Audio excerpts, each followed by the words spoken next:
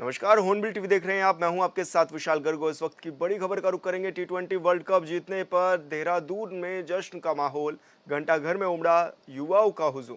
आतिशबाजी कर लोगों ने मनाया जश्न, भारत माता की जयकारों से गूंजा शहर।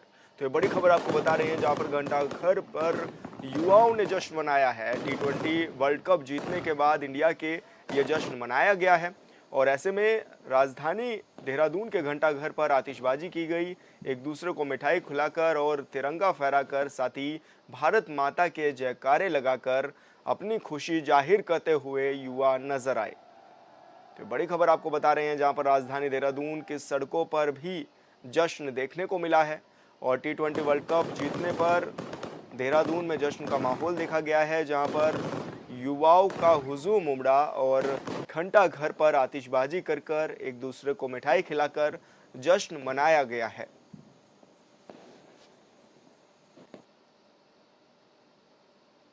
2022 विधानसभा चुनाव में बीजेपी ने पूर्ण बहुमत की सरकार बनाई और तब से लेकर अब तक मंत्रिमंडल का विस्तार, कई बार खबरें भी ये सामने आई, लेकिन अब तक कैबिनेट का विस्तार नहीं हो पाया है, जिसे लेकर विपक्ष सरकार पर लगातार तंज कसने का काम कर रहा है।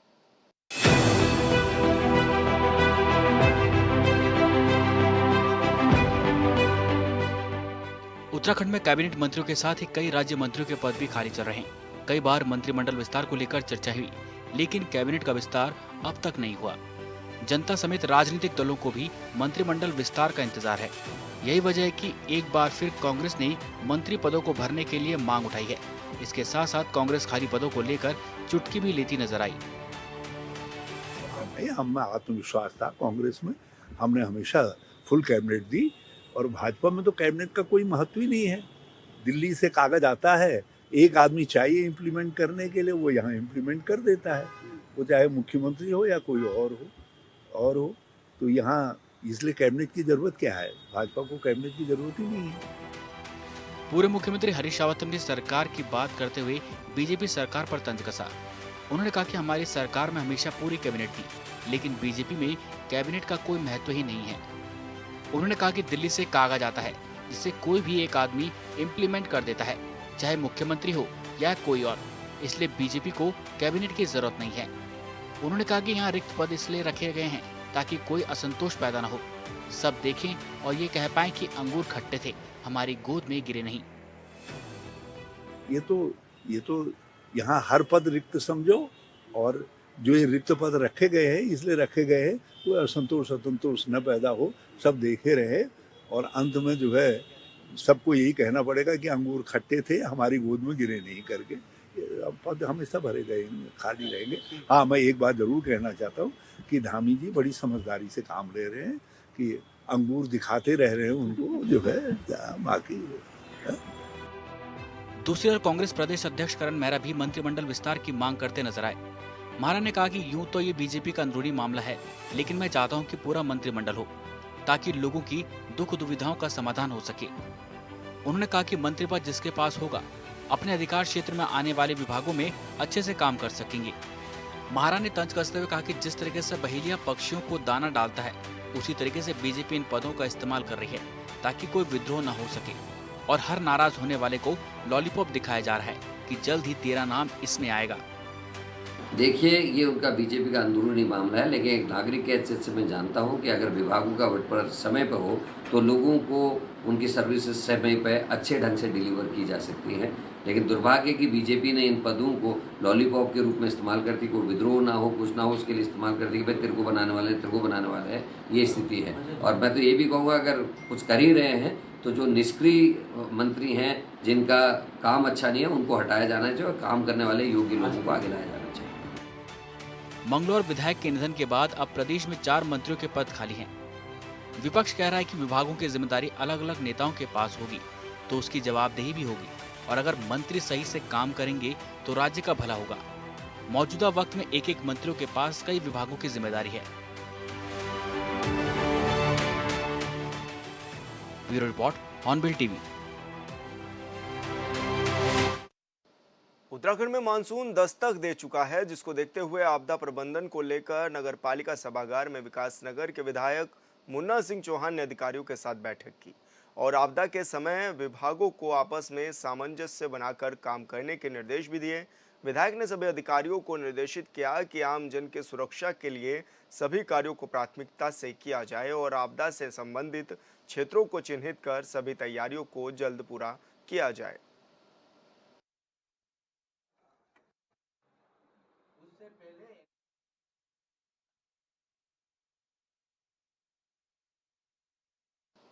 हरिद्वार में बीजेपी नेता प्रमोद खारी को अखिल भारतीय गुज्जर महासभा का उत्तराखंड प्रदेश अध्यक्ष बनाया गया है। रानीपुर मोड़ पर स्थित कार्यालय में संगठन के राष्ट्रीय प्रवक्ता विनय प्रधान ने उन्हें नियुक्ति पत्र सौंपा। उन्होंने बताया कि 1 जुलाई को संगठन की तरफ से दिल्ली में सम्मान समारोह आयोजित किया जाएगा, जिसमें समाज के निर्वाचित सांसदों और चयनित अधिकारियों का सम्मान किया जाएगा।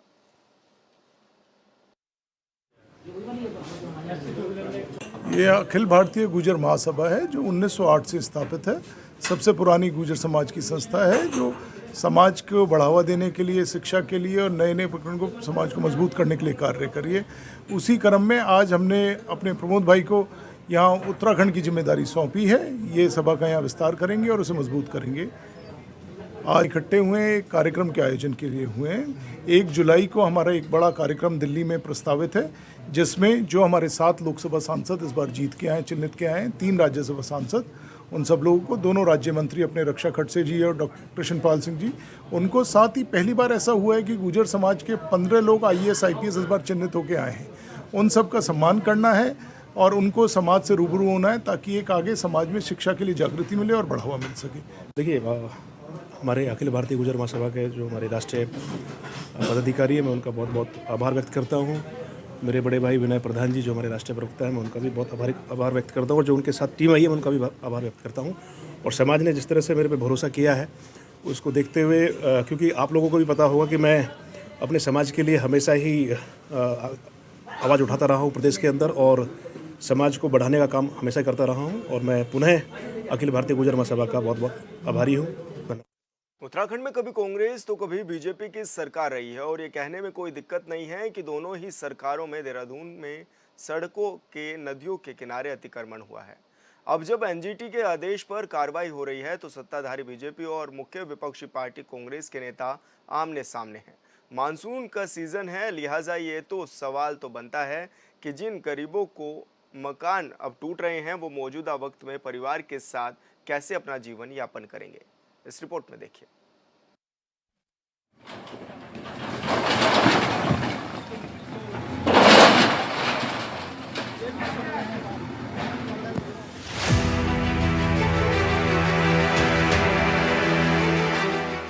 काम पर ऐसे कर रहा है लोग। मैं गांव थे, मेरे ससुर खत्म हो गए हैं। मेरे ससुर भी खत्म हो गए। उत्तराखंड की राजधानी देहरादून में एक सर्वे के मुताबिक 129 मलिन बस्ती हैं, जिनमें 40,000 से ज्यादा छोटे बड़े मकान बने हैं। लेकिन ये बातें हैरान करती हैं कि 40,000 मकानों में से 90% भवन नदियों के फ्लड जोन में हैं। मौजूदा वक्त में नेशनल ग्रीन ट्रिब्यूनल यानी एनजीटी के आदेश पर देहरादून में उन अतिक्रमण को ध्वस्त किया जा रहा है जो 11 मार्च 2016 के बाद बने हैं। जाहिर है गरीबों का मकान टूट रहा है, लिहाजा सियासत भी हो रही है। विपक्ष के साथ अब सत्ताधारी पार्टी के नेता भी सवाल उठा रहे हैं।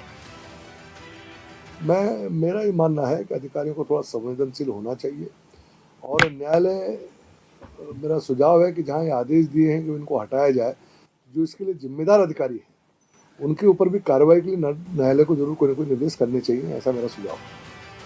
अतिक्रमण पर हो रही कार्रवाई को लेकर विपक्ष लगातार सरकार पर कई तरह के आरोप लगा रहा है और इन सब के बीच भाजपा विधायक और देहरादून नगर निगम के पूर्व मेयर विनोद चमोली कह रहे हैं कि कोर्ट के आदेश के बाद अतिक्रमण को हटाने की जो कार्रवाई चल रही है उसमें कोर्ट को एक और दिशा निर्देश देना चाहिए था, जिसमें उन अधिकारियों के खिलाफ भी कार्रवाई होनी चाहिए जिनके संरक्षण में अवैध अतिक्रमण हुए हैं, क्योंकि जिन घरों को तोड़ा जा रहा है उन घरों में बिजली के स्थायी कनेक्शन थे, जबकि कुछ घरों में नगर निगम का टैक्स भी दिया जा रहा है। मेरा ये मानना है कि अधिकारियों को थोड़ा संवेदनशील होना चाहिए और न्यायालय, मेरा सुझाव है कि जहाँ ये आदेश दिए हैं कि इनको हटाया जाए, जो इसके लिए जिम्मेदार अधिकारी हैं उनके ऊपर भी कार्रवाई के लिए न्यायालय को जरूर कोई न कोई निर्देश करने चाहिए, ऐसा मेरा सुझाव है। राजधानी देहरादून के धर्मपुर से विधायक विनोद चमोली ऐसे बोल रहे हैं जैसे उनको पता नहीं कि किन अधिकारियों के रहते अतिक्रमण हुआ है, राज्य में किसकी सरकार है। एनजीटी के आदेश में साफ शब्दों में जिक्र किया गया है कि 11 मार्च 2016 के बाद हुए अतिक्रमण को तोड़ा जाए और प्रदेश में 2017 से बीजेपी की सरकार है, तो क्या विनोद चमोली इस बात को मानेंगे कि बीजेपी की सत्ता में रहते ही नदियों के किनारे कई अतिक्रमण हुए हैं? सवाल ये भी है, मौजूदा वक्त में तो राज्य में बीजेपी की ही डबल इंजन वाली सरकार है, तो फिर सरकार उन अधिकारियों को चिन्हित क्यों नहीं कर रही है जिनके कार्यकाल में ये अतिक्रमण हुआ है? ये बात तो हम बार बार कह रहे हैं, कांग्रेस इसी बात को पहले दिन से उठा रही है। आप मकान तो तोड़ दे रहे हो, लेकिन जिसने कब्जा कराया, जिसके कार्यकाल में कब्जा हुआ, कौन पार्षद जिम्मेदार है उसके लिए, कौन नगर पालिका का चेयरमैन जिम्मेदार है, कौन नगर निगम का मेयर उसके लिए जिम्मेदार है और कौन अधिकारी उसके लिए जिम्मेदार है। जो एमएनए था, मुख्य नगर अधिकारी कौन था, क्यों नहीं सरकार उसके ऊपर कार्रवाई कर रही है? बीजेपी के धर्मपुर से विधायक विनोद चमोली के बयान पर कांग्रेस भी अब भाजपा विधायक की बात का समर्थन कर रही है। कांग्रेस के प्रदेश उपाध्यक्ष मथुरादत्त जोशी ने कहा कि बार बार यही कह रहे हैं कि कांग्रेस इसी बात को पहले दिन से उठा रही कि आप मकान तो तोड़ रहे हैं, लेकिन जिसने कब्जा कराया, जिसके कार्यकाल में कब्जा हुआ, इसके लिए कौन पार्षद जिम्मेदार है, कौन नगर पालिका का अध्यक्ष जिम्मेदार है, कौन नगर निगम का अधिकारी जिम्मेदार है, उस पर कार्रवाई की जाए। अपर मुख्य नगर अधिकारी कौन था, उस पर कार्रवाई क्यों नहीं हो रही है? एमडीडीए के अधिकारी कौन थे, उन पर कार्रवाई क्यों नहीं हो रही है? ये बात तो हम कर रहे हैं और मैं विनोद चमोली जी को धन्यवाद दूंगा कि कम से कम उन्होंने कांग्रेस के आरोपों का समर्थन करने का काम किया है। और निश्चित रूप से मैं यहाँ पे 2008-9 से रह रहे हैं, अगर उनको हमसे तकलीफ दी, हमें नहीं रहने देना था, तो हमें उस समय बोलते जब हमारा यहाँ पे कच्चा मकान था। अब जब हमारे पक्के मकान बन गए तब क्यों आ रहे हैं? वोट लेने के लिए तो खूब आते हैं, हमसे पूछने आते हैं तुम्हें कोई दुख तकलीफ है। वोट लेने के लिए जब आएंगे तो हाथ पकड़ पकड़ के ले जाते हैं कि वोट आइए, वोट दीजिए। तो क्यों दिया हमें बिजली, क्यों दिया हमें पानी और क्यों दी हमें सड़क?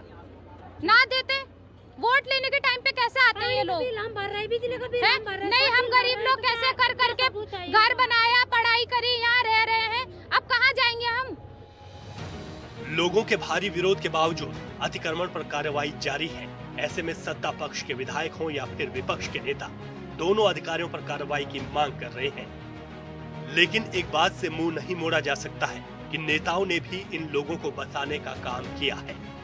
ऐसे में अगर कार्रवाई होती है तो फिर इन नेताओं पर भी कार्रवाई होती है या नहीं, यह अपने आप में बड़ा सवाल है। Bureau report, hornbill TV. 2014 में उत्तरकाशी के किशनपुर गांव तक सड़क तो पहुंच गई, लेकिन उसके बाद से इस सड़क पर ध्यान नहीं दिया गया। ठेकेदारों को टेंडर तो दे दिया गया, लेकिन किसी ने यहां आकर देखने की जहमत नहीं उठाई कि जो पैसा जिस काम के लिए दिया गया था वो हुआ भी है कि नहीं। ठेकेदार की लापरवाही, ग्रामीण परेशान। ठेकेदार का लाइसेंस क्यों ना हो रद्द? ठेकेदार की लापरवाही से विभाग वालों को बार बार, क्योंकि बॉन्ड की एक सीमा होती है और उस सीमा के अंदर ठेकेदार काम नहीं कर रहा, उसका भी समय है।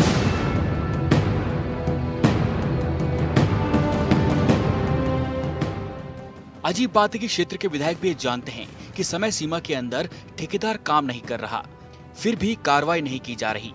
राज्य में बीजेपी की डबल इंजन वाली सरकार है और सरकार के मुखिया से लेकर विधायक तक विकास कार्यों को लेकर आए दिन बड़ी बड़ी बातें करते हैं। देहरादून में बैठे पार्टी के प्रवक्ता यहां तक दावा कर रहे हैं कि राज्य में कुछ ही गांव ऐसे हैं जहां पर सड़कों का निर्माण कार्य पूरा नहीं किया गया है, जबकि सच्चाई तो यह है कि प्रदेश में सैकड़ों से ज्यादा गांव ऐसे हैं जहां के लोगों को सड़क तो छोड़िए मूलभूत सुविधाएं तक नहीं मिल रही हैं। जो किशनपुर की रोड है, ये सड़क प्रधानमंत्री सड़क योजना के तहत लगभग 7 साल पहले बनी थी और आप सबको पता है कि बरसात में इतनी बहुत ज़्यादा बरसात होती है और सड़क में पूरे गड्ढे और पूरे जगह सड़क जो है की स्थिति बड़ी ख़राब हो गई थी और उसको सुधारने के लिए लगातार ग्रामवासियों द्वारा जब मैं भ्रमण पे गया तो उनके द्वारा और मैंने उनको विश्वास दिलाया था और उस सड़क को हमारे प्रदेश के यशस्वी मुख्यमंत्री माननीय धामी जी, हमारे लोक निर्माण मंत्री माननीय सतपाल महाराज जी, उनके अथक प्रयास से वो सड़क डामरीकरण के लिए स्वीकृत हुई। उसकी निविदा लगी और टेंडर हुआ। टेंडर होने के बाद उसका बॉन्ड हुआ। ठेकेदार वहाँ पे काम कर रहा था। ठेकेदार की लापरवाही से विभाग वालों को बार बार, क्योंकि बॉन्ड की एक सीमा होती है और उस सीमा के अंदर ठेकेदार काम नहीं कर रहा, उसका भी समय है और वो अपनी परेशानी को वहाँ पर लिखता है और काम करने के लिए तैयार नहीं है। अब बरसात का सीजन शुरू हो गया। किशनपुर के ग्रामीणों में भारी नाराजगी, सड़क डामरीकरण की कर रहे हैं मांग। 2014 में बनी सड़क डामरीकरण नहीं। उत्तरकाशी मुख्यालय से महज 10 किलोमीटर दूर उत्तरकाशी जनपद का सबसे बड़ा गांव किशनपुर है। यहां साल 2010 में प्रधानमंत्री सड़क योजना के तहत सड़क की स्वीकृति हुई। 2014 में सड़क गांव तक पहुंच गई। कार्यदायी संस्था PMGSY ने सड़क को लोक निर्माण विभाग को हैंडओवर कर दिया, पर ग्रामीणों का आरोप है कि 10 साल बीत जाने पर भी इस सड़क का डामरीकरण नहीं हुआ। थक चुका हूँ, मेरी आवाज़ बंद हो गई है BDG में लेके। और धन्यवाद मैं विधायक जी का भी करना चाहूँगा। इसमें विधायक जी ने यहाँ के लिए बजट लाए, रोड के लिए स्वीकृति दिलवाई, लेकिन विभागीय लापरवाही और ठेकेदार की लापरवाही से हमारे गांव वालों के साथ छल किया जा रहा है। 22 जनवरी 2024 को इसका टेंडर हो चुका था, बॉन्ड प्रक्रिया संपन्न हो गई थी, लेकिन अभी तक 6 महीने गुजर जाने के बाद इस पे डामरीकरण के नाम पर एक भी पत्थर यहाँ पर नहीं डाला गया है। ये हमारे लिए बड़ी दुर्भाग्य की बात है। बाड़ागड्डी पटवाड़ी विकास खंड का सबसे बड़ा गांव ग्राम किशनपुर, जहां की जनसंख्या लगभग 1500 से ऊपर है और यहाँ पे 1000 प्लस वोटर्स हैं। इस गांव की इस प्रकार की अनदेखी की जा रही है विभाग द्वारा, और विभाग बार बार लेटर पर लेटर खेल रहा विभाग और ठेकेदार आपस में, और हमें हमारे साथ इतना बड़ा छलावा किया जा रहा है। सभी ग्रामीण इतने मतलब रोष प्रकट हो रहे, कभी आंदोलन के लिए धमकी दे रहे, कभी कुछ हो रहे, बड़ी मुश्किल से लोगों को समझा रहा है। हम ये बोल रहे हैं कि अगर इस प्रकार की लापरवाही ठेकेदार द्वारा की जा रही है, अगर विभाग बोल रहा है कि ठेकेदार काम नहीं कर रहा है, तो क्या मतलब ऐसा कुछ नियम नहीं है उसमें कि हम ठेकेदार को बीच में सीधे अलग हटा दें। मैं ये दरख्वास्त भी करता हूँ सरकार से भी, शासन प्रशासन से, कि ऐसे ठेकेदारों को ब्लैक लिस्टेड किया जाए जो इस प्रकार की लोगों को लापरवाही से वो कर रहे हैं। डामरीकरण के लिए बजट है मंजूर, टेंडर ठेकेदार ने नहीं किया काम। गांव के जनप्रतिनिधियों ने दौड़ भागकर इस सड़क के डामरीकरण के लिए पैसा स्वीकृत करवाया। सड़क के डामरीकरण के लिए लोक निर्माण विभाग ने टेंडर जारी कर दिया, पर जिस ठेकेदार के नाम पर टेंडर खुला उसने आज तक डामरीकरण के नाम पर यहाँ पर एक पत्थर भी नहीं बिछवाया। आप देखो बरसात आने वाली है, अब यहाँ पर किसी का डिलीवरी होगी, कोई कुछ होगा तो बड़ी समस्या दिक्कत का सामना करना पड़ रहा है हमको। तो हमारी सरकार से यही मांग है, ये दरख्वास्त है कि आप इस रोड को जल्द से जल्द, जो टेंडर पास किया गया है, इसको जल्द जो काम है इसका डामरीकरण का और पेंटिंग का ये सुनिश्चित करो। इस ठेकेदार को पहले हटाओ यहाँ से। ये ठेकेदार जो है जो सुनता ही नहीं है। हमने कई बार इसको बोला, BED कॉलेज का पुस्ता लगा रहे, इधर BED कॉलेज वाले से पैसा ले रहा है और विभाग से भी पैसा ले रहा है, दोनों जगह से पैसा खा के। अब जब हम इसको बोले कि पेंटिंग करा तो ये इसने 2-4 पिलर डाल के विभाग ने इसका जो पेमेंट जो है वो मार्च में निकाल दिया था। 10 वर्षों से परेशान है किशनपुर के ग्रामीण। अस्पताल जाना है तो पैदल ही जाना पड़ेगा। ठेकेदार बदलने की भी मांग कर रहे हैं ग्रामीण। किशनपुर के ग्रामीणों का कहना है कि विभाग और ठेकेदार के बीच केवल पत्र व्यवहार चल रहा है, लेकिन काम नहीं हो रहा। वहीं इस बीच इस सड़क पर कई दुर्घटनाएं भी हो चुकी हैं, पर ना तो विभाग सुध ले रहा और ना ही ठेकेदार। इसलिए यहाँ के लोग चाहते हैं कि इस ठेकेदार को हटाकर किसी और को काम दिया जाए। मेरा खुद का कई बार एक्सीडेंट हो चुका है, बट वो कि भगवान की कृपा है कि बड़ा एक्सीडेंट नहीं हुआ। या तो विभाग ये चाह रहे हैं, अभी परसों से स्कूल खुल जाएगा, स्कूल खुलते ही इस रोड से बच्चों स्कूल की गाड़ियाँ चालू हो जाएगी। अगर उस दौरान कुछ हो गया, किसी के बच्चे को कुछ हो गया, कौन जिम्मेदार होगा इसका? या तो विभाग होगा, या तो विभाग ने जिस ठेकेदार को इसका टेंडर दिया या तो वो होगा। हम तो उन्हीं के पास जाएंगे। विभाग हमेशा क्या बोलते हैं कि हमने टेंडर दे रखा है। अगर उन्होंने टेंडर दे रखा है, पास दे रखा है, तो ठेकेदार काम क्यों नहीं करा? अगर वो नहीं कर रहे तो कौन करेगा काम? विभाग करेगा, ठेकेदार करेगा, प्रतिनिधि करेगा, करेगा कौन काम? अगर वो नहीं कर सकते हैं, उनका बस का नहीं है, छोड़ दो अपना काम भाई। उनके काम की तनख्वाह मिल रही है, उनको फ्री में तो कर नहीं रहे। हम जब टैक्स भरते तब उनको तनख्वाह मिलती है। हमें इतना परेशान करके रखा हुआ उन्होंने। अगर वो नहीं कर सकते छोड़ दो, हम कर देंगे यार, मनरेगा में करवा देंगे, कोई दिक्कत नहीं। वो छोड़ जाए, जितना पैसा पास हो वो दे दो, गाँव वालों को दे दो, हम कुछ मशीन लगा के करवा देंगे, खुद गाँव वाले कर देंगे। इतने परेशान हो चुके हम लोग। लापरवाह ठेकेदार पर कार्रवाई क्यों नहीं? क्या विभाग ठेकेदार की है मिलीभगत? मौजूदा वक्त में यहाँ पर सवाल ये खड़ा हो रहा है कि ठेकेदार ने विभाग की ऐसी कौन सी नस पकड़ रखी है जो विभाग ठेकेदार को नहीं हटा रहा, जिसका खामियाजा ग्रामीणों को उठाना पड़ रहा है। अगर गांव में कोई बीमार पड़ जाए तो फिर पूरा गांव परेशान हो जाता है, क्योंकि पैदल ही शहर तक आना मजबूरी बन जाता है। ये कहना साहब कि हमारा जो है 2010 से इस रोड पे अभी तक कुछ भी काम नहीं हुआ। अब गड्ढे यहाँ से आगे तो बुरी स्थिति इस रोड की। हम लगातार दूध लाते गांव से, रोज डेली का आना जाना होता है हमारे गाड़ी का तो 4 मरगाड़ी टूट गए, 3-4 बार हमारा दूध गिर गया इधर।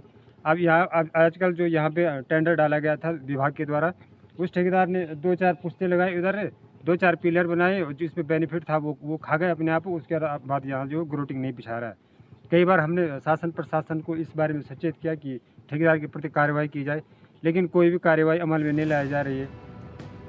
उत्तरकाशी के किशनपुर के ग्रामीणों की समस्याओं पर गंगोत्री विधानसभा के बीजेपी विधायक सुरेश चौहान कह रहे हैं कि अब तक बरसात का समय शुरू हो गया है, लिहाजा बरसात में अगर डामरीकरण किया जाता तो पानी में डामरीकरण उखड़ जाएगा। बरसात में वैसे भी डामरीकरण कराना, अगर डामरीकरण हो गया तो पूरा उखड़ जाता है। तो हमारी तरफ से पूरा प्रयास रहेगा।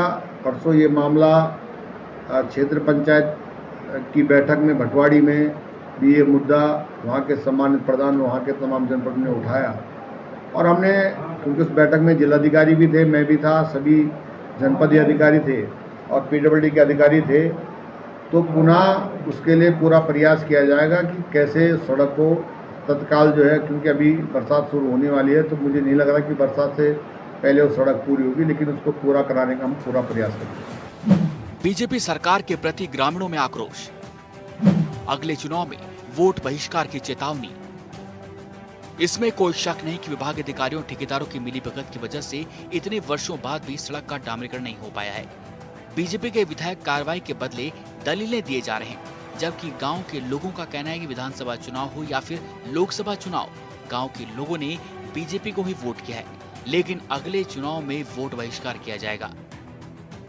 विभाग की लापरवाही इतनी हद तक हो चुकी है कि या तो विभाग ये चाह रहा है कि किसी का एक्सीडेंट हो, आए दिन इस रोड पर एक्सीडेंट होते हैं, थोड़े बहुत एक्सीडेंट होते हैं, या तो विभाग या प्रशासन ये चाह रहा है कि बड़ा एक्सीडेंट हो तब जाके वो कार्रवाई करेंगे। नहीं तो इस तरह की अनदेखी करना, और शासन प्रशासन के होते हुए हर अधिकारी के पास हम जाके थक चुके हैं। मतलब अब हमारी हालत ये हो गई है कि हम अब ये सोच रहे हैं कि अगले 3 साल बाद 2027 में आने वाले जो विधानसभा चुनाव है हम उसका बहिष्कार करेंगे, क्योंकि हम परेशान हो चुके हैं। इससे पहले भी अच्छी खासी वोटिंग हुई है, मौजूदा सरकार को वोटिंग हुई है, अभी माननीय सांसद जी को भी यहाँ से 300 के ऊपर वोटिंग हुई है, उससे पहले विधायक जी को भी हुई थी। हम तो उन्हीं के पास जाएंगे जो हमारे प्रतिनिधि हैं, हमारे जो गांव के खुद के प्रतिनिधि, वो थक चुके हैं। आपने इससे पहले बाइट देखी, उनकी आवाज़ ख़राब हो चुकी है, जूते घिस गए उनके, उन्हीं की खुद के 2-3 बार इस पर एक्सीडेंट हो चुके इसी रोड पे। सरकार के दावों पर भी उठ रहा है सवाल, लापरवाही से हो रही सरकार की बदनामी। प्रदेश में बीजेपी की डबल इंजन वाली सरकार है, लिहाजा उम्मीद यह है कि डबल इंजन की सरकार में तेजी से विकास कार्य किए जाएंगे। लेकिन मौजूदा स्थिति यह है कि राज्य के सीएम अधिकारियों को दिशा निर्देश तो दे रहे हैं, लेकिन लगता है कि सीएम की बातों पर अधिकारी गंभीर नहीं होते, जिसका नतीजा यह है कि तरह तरह की खबरें मीडिया की सुर्खियां बन रही है, जिसकी वजह से सरकार की बदनामी भी हो रही है। हॉर्नबिल टीवी के लिए उत्तरकाशी से दीपक नौटल की रिपोर्ट।